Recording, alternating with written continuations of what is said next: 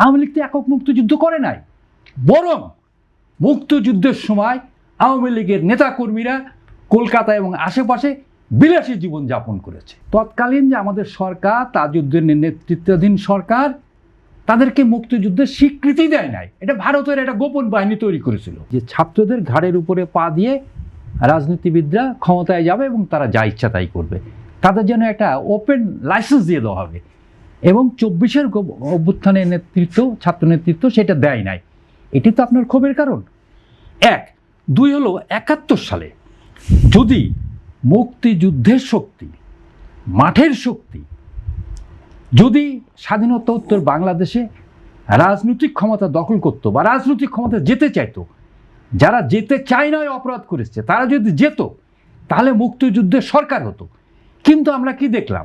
স্বাধীনতোত্তর বাংলাদেশে আওয়ামী লীগ একক সরকার গঠন করলো। আওয়ামী লীগ তো একক মুক্তিযুদ্ধ করে নাই, বরং মুক্তিযুদ্ধের সময় আওয়ামী লীগের নেতাকর্মীরা কলকাতা এবং আশেপাশে বিলাসী জীবন যাপন করেছে। যেমন ধরেন, বলা হয় যে কি বিএলএফ, মুজিব বাহিনী। ভাই, মুক্তিযুদ্ধের সময় তৎকালীন যে আমাদের সরকার, তাজউদ্দিনের নেতৃত্বাধীন সরকার, তাদেরকে মুক্তিযুদ্ধের স্বীকৃতি দেয় নাই। এটা ভারতের একটা গোপন বাহিনী তৈরি করেছিল।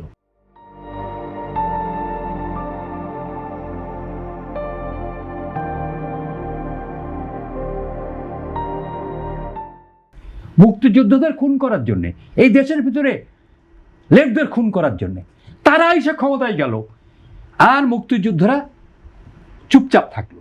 তারা তো ভুল করেছিল। মুক্তিযুদ্ধের ওই শক্তি যদি ক্ষমতায় যেত, আজকে বাংলাদেশের চেহারা চেঞ্জ হয়ে যেত। আমরা সিঙ্গাপুরকে ছাড়িয়ে যেতাম। ওই যে আওয়ামী লীগ বলতো না, আমরা সিঙ্গাপুরকে ছাড়িয়ে গেছি, মুখে বলা লাগতো না, মানুষ দেখত। ওই ভুল একটা করা হয়েছে। 91 সালে গণঅভ্যুত্থানের পরে, তখন কিন্তু একটা জিনিস মনে রাখবেন, ছাত্ররা গণঅভ্যুত্থান করে নাই, সামগ্রিক রাজনৈতিক দলের নেতৃত্বে গণঅভ্যুত্থান হয়েছে।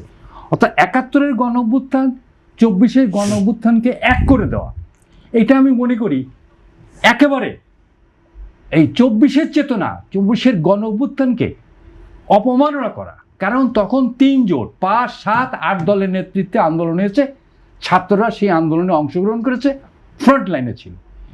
কিন্তু 24-এর গণঅভ্যুত্থান হয়েছে ছাত্রদের নেতৃত্বে, ছাত্র এককভাবেই করেছে। আমার রাজনৈতিক দলগুলো, ইভেন আপনার রাজনৈতিক দলগুলো সিদ্ধান্তহীনতায় ছিল। আজকে যতই বড় বড় কথা বলেন না কেন, যদি আমরা সেই তারিখগুলো তো এখনো শেষ হয়ে যায় না, পত্রিকাগুলো শেষ হয়ে যায় না, রাজনৈতিক দলগুলোর বিবৃতি কী ছিল? যে আমরা এই আন্দোলনের সাথে নাই। মাঠে কারা ছিল? এই ছাত্ররা ছিল।